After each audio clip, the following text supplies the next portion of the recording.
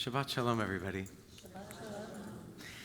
Back in the spring, I shared that I had finally, for the first time in my life, moved out of an apartment in the city into a house in the suburbs.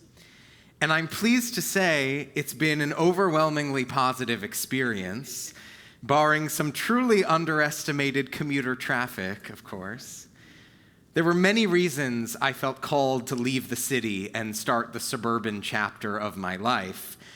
But one reason in particular stands out. It may seem small and insignificant, but as an urban apartment dweller, I had never actually had the chance to build a sukkah. After decades of visiting friends and family for Sukkot, I had grown impatient to have a sukkah of my own. It felt like a major piece of Jewish ritual life that had been missing from my own personal practice. And so when I moved to a new house in May, I took a look at the small outdoor area in the back and I said to myself, come October, this is where my sukkah will go. Now I'm proud to say I'm the owner of a small but cozy sukkah. And this week, I experienced firsthand why this ritual still matters so deeply. On Wednesday night, after a long rainy day, I sat outside in the sukkah with my partner Jacob, bowls of homemade chili in hand, as we enjoyed dinner under the stars. Sukkot is one of a handful of Jewish observances that truly engage the entire body. And sitting in that little hut on a chilly night, I felt two overwhelmingly contrasting emotions. The first was an all-encompassing sense of vulnerability. The cold wind blowing through, the damp ground beneath my feet, the darkness surrounding me. I felt it all. And at the same time, I felt a strange sense of protection and shelter. The walls added a sense of security. The roof, a feeling of comfort. I was not flailing out in the darkness alone. I was enveloped in a structure, an imperfect one perhaps, but a structure nonetheless. Vulnerable and secure at the same time. Exposed and guarded. Sensitive and sheltered. All at the same time. I've come to believe this is the ultimate goal of Sukkot. Sure, this holiday commemorates the ancient pilgrimage festival to the Holy Temple in Jerusalem. Sure, the holiday marks the end of the harvest season, reaping the fruits of our labor and thanking God for the abundance in our lives. And sure, this holiday recalls the temporary dwellings of our ancestors in the wilderness. But at its core, any ritual is intended to translate a feeling into an action, and to make an emotional truth both tangible and repeatable. And this Sukkot, in the midst of what really seems to be the final days of this more than 2-year-long nightmare of a war, I felt so deeply grateful to our tradition for letting me experience something I knew to be intellectually true, but needed to feel in my bones. That we are both simultaneously deeply vulnerable, and yet we are not flailing out in the darkness alone. The late, great Rabbi Alan Liu wrote of this sensation in his seminal book, This Is Real and You Are Completely Unprepared. He wrote, "So now we sit flush with the world in a house that calls attention to the fact that it gives no shelter.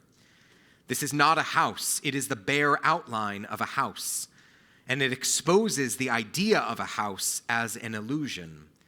The idea of a house is that it gives us security, shelter, haven from the storm, but no house can really offer us this. No building of wood and stone can ever afford us protection from the disorder that is always lurking all around us.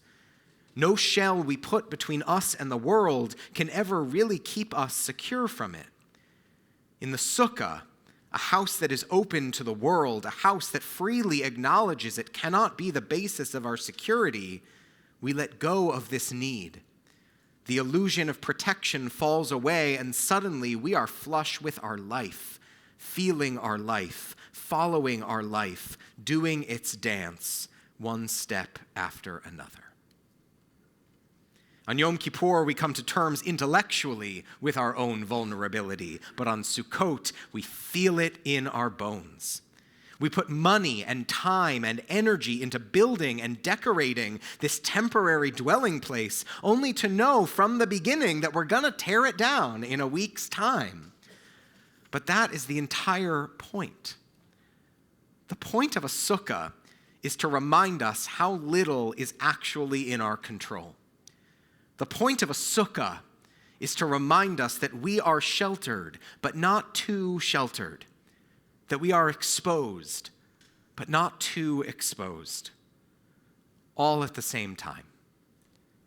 And this year, sitting in that small, imperfect structure, I couldn't help but think of how much that tension mirrors this very moment for the Jewish people. This moment when, after more than 2 years of horror, it seems that a ceasefire is finally in effect. And God willing, our hostages should be coming home imminently. It feels like we are standing on the edge of something, not safety exactly, not yet peace, but the trembling possibility of both. And that feeling, the sense of almost security, of fragile safety, that is exactly what Sukkot is designed to hold. A sukkah isn't a fortress. It's not even a house. It's an act of faith, a declaration that we are going to dwell in this house for a week, even though it's impermanent, even though it's not fully completed. For 2 years, we have carried unimaginable heartbreak. We have borne witness to the trauma, to the staggering loss, and we have prayed every week in this community for this war to end. And now, maybe, we can just begin to imagine the morning after. A morning when the hostages are finally safe at home with their families, when the guns fall silent, when the very first fragile steps toward rebuilding can actually begin. Sukkot reminds us that peace is not the same as security. Peace is as delicate as the roof of a sukkah. It's fragile and tenuous and requires constant tending and strengthening. But to sit beneath that roof regardless, to believe that peace is possible, is so profoundly Jewish. It's our way of saying, even before we are safe, we can start to live as though safety is coming. We can't wait until we no longer feel vulnerable to feel secure. We have to experience these things at the same time. So tonight, as we look up through the open roof of our Sukkot, we are overcome by the fragility of this moment. We are overcome by what may happen in the hours ahead.